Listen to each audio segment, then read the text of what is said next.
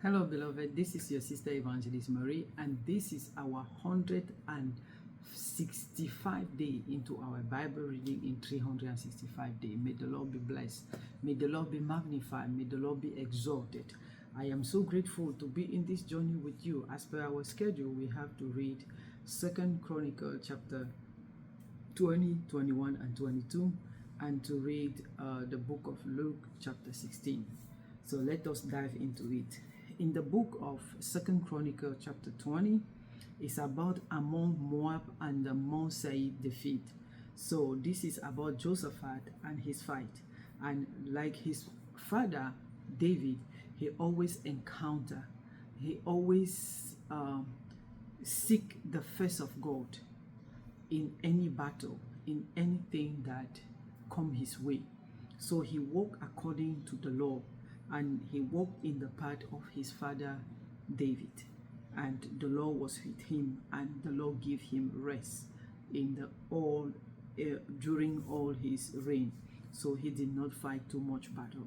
And when he passed away, his son Jehoram reigned in Judah. I don't understand. Jehoram knew that his father knew the law, and he was not going in any battle without seek the face of the Lord. But this is Jehoshaphat. He have sons, and he have many sons, and then Jehoram was his firstborn. So he gave all the riches, gold, silver, to the rest of his sons, but he gave the kingdom to Jehoram. But apparently Jehoram was not happy, because after the departure of his father, he killed all Jehoshaphat's children. All. But God treated him. So he became king, killed everybody. But then that did not please the Lord, and the Lord struck him. The Lord let the enemy strike him and give him some sickness where his intestine was going out of him, and even all his sons was killed also as well. So that was his story. And then Ahaziah reigned in his place, because he was so wicked, because his mother was the one that directed him to be that wicked. And when he died, his mother also become queen and killed the rest of those that could have become king in Jerusalem or in Judah. So, but then she was also defeated. So that was for the kings. Let us go to the book of Luke chapter 16. So, and then the Bible, this is Jesus Christ speaking about Luke 16 in verse 10. He say, "He who is faithful in what is not least is faithful also in much. And he who is unjust in what is least is also unjust with what is much. Therefore, if you have not been faithful in the unrighteous mammon, who will commit to your trust the true riches?" So you have to prove that you are faithful even in bad time. What are you doing even in bad time? You need to be committed. You need to be committed. And verse 12 say, "And if you have not been faithful in what is another man, who will give you what is your own?" This is where I'm going to speak a little bit. When we are working, we cheat because we think that it's not our own job.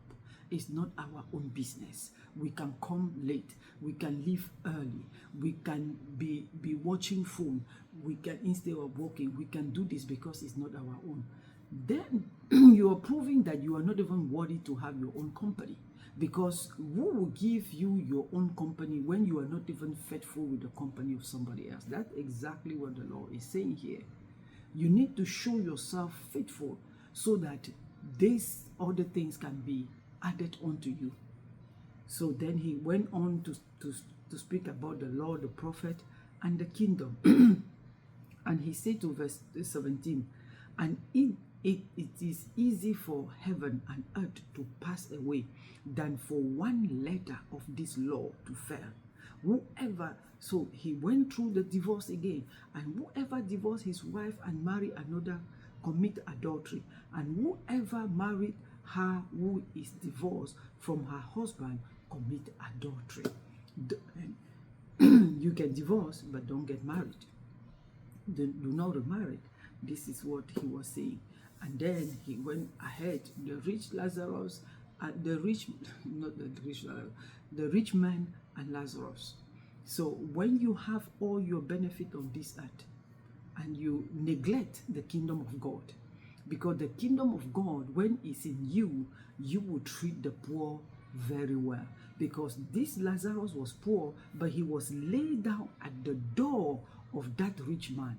And he was even thirsty, even to feed himself with the crumbs that was falling from the table of the rich man. But nobody was even giving him that. So it's not bad to be rich, but how is your behavior when you're rich? So think about that. May the Lord bless you. This was our 165 day into our Bible reading. I challenge you as usual to seek intimacy with God through his word, because God is his word. Know God by yourself through his word, because there is no other way to know God than in his word. Know God by yourself through his word. Then may the Lord bless you. May the Lord keep you, and may the Lord protect you. May the Lord let his face shine upon you and be gracious to you. May the Lord open his countenance upon you and give you peace. As per our schedule, tomorrow be the 15th of June. We have to read 2 Chronicles chapter 23, 24, and 25, and to read the book of Luke chapter 17, verse 1 to 19. Shalom.